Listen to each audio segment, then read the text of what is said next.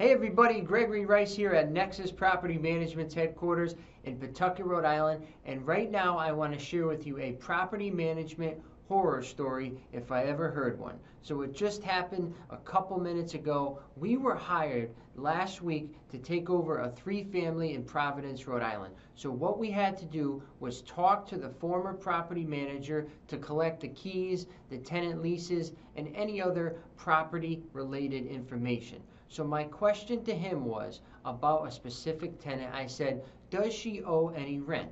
And he says, yes, she does. And I said, well, how much does she owe? And he says, well, I think she owes August and some of July.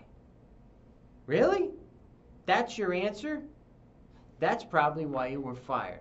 And the problem with this is each and every time your property manager is unsure about something, let alone the rent, you're putting your wallet and your property at a severe disservice. So this manager responded to me and said, I have to check the Cash app that the tenant uses to pay the rent because it goes directly to the owner.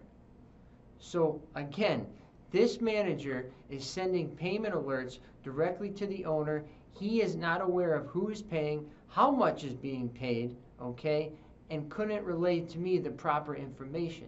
So if I send out a 5-day demand and it has the wrong balance on it, then we have to start that eviction all over again, and the owner is going to pay twice for an eviction. So this is a very small horror story of what you're putting up with a bad and the wrong property management company for your property. So once again, this is Gregory Rice from Nexus, your property managed.